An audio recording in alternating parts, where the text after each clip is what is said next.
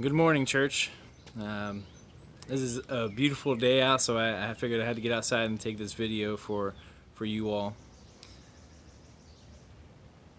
Brian recently just had a water heater that he had to replace, and he asked for my help in putting in the new one. And then, of course, after you install a new one, you have to get rid of the old one.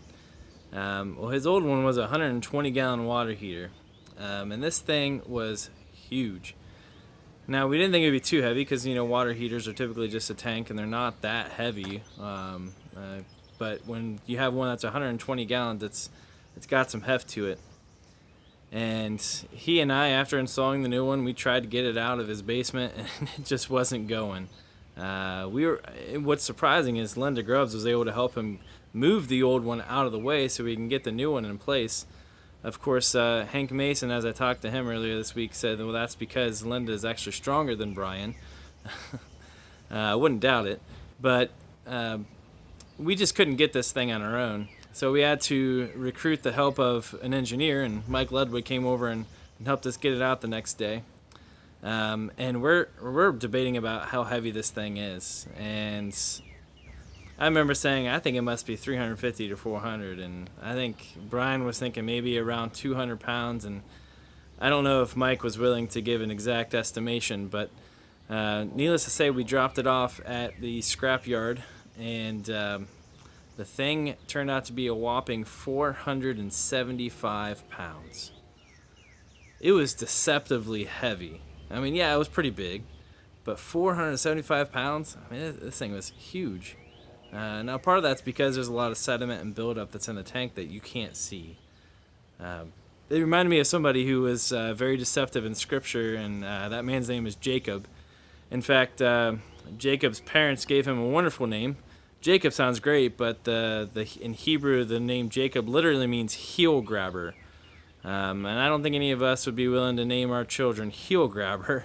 But this idea of being a heel grabber was a Hebrew idiom for somebody that was a deceiver. If you grabbed the heel of somebody, you were known as somebody that was deceiving someone. And man, I gotta tell you what, Jacob was known for deceiving people. I mean, some of the things that he did was pretty downright wrong. He stole his brother's birthright for a bowl of soup.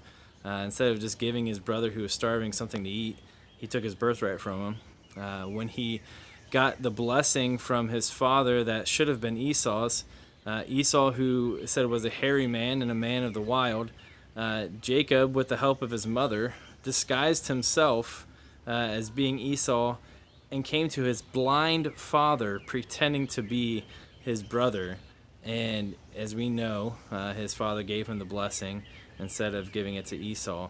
And at this point in the story, we know Esau wants to kill Jacob. And so Jacob kind of goes on the run, and he ends up getting married to two women because he ended up getting tricked the first time, but then he ended up tricking Laban, his father-in-law, out of a lot of sheep. And then we come to this point in the story where Jacob is going to have to confront Esau once again, and he is frightened. And he starts trying to come up with a plan to be, I think, deceptive again and to try to weasel his way out of this situation. Now, what happens, though, the night before he meets Esau is kind of peculiar and interesting. You see, he ends up meeting somebody and starts wrestling with this guy. And it says that he wrestled all night long. Now, if anybody has ever done wrestling, you know that about 5 minutes or less into a wrestling match, and you're already winded. You're exhausted. I mean, if you go look at a wrestling tournament, matches don't last long, but as soon as they're done, I mean, they're tired. They're exhausted. And so I couldn't imagine going a whole night of wrestling somebody. And as we know in the story, it's Jacob wrestling with God. And it says that after going all night long, God ends up touching Jacob's hip and putting it out of socket. But even at this point, Jacob still doesn't let go. In fact, he says, I won't let go unless you bless me. Jacob at this point isn't sure it's God or doesn't know it's God yet. But he's unwilling to let go, even though he's got an injury now. And this whole thing is because God is trying to teach Jacob that no longer are you supposed to go and weasel your way or deceive your way through life. Some things you got to work at. As we know, he changes his name from Jacob here to Israel, which means one who's striven with God or wrestled against God. And it's from this moment on that Jacob's life kind of changes a bit. In fact, when he meets Esau, Esau embraces him, gives him a hug, and kisses him. And you find a new relationship bonding between he and his brother. But I wonder about us. Are we really willing to wrestle with God? I think sometimes we want things the easy way. We want we want our problems to be solved in the easiest manner, and we want to just kind of get through life in an easy way. But maybe God's desire is for us to wrestle with him for a bit.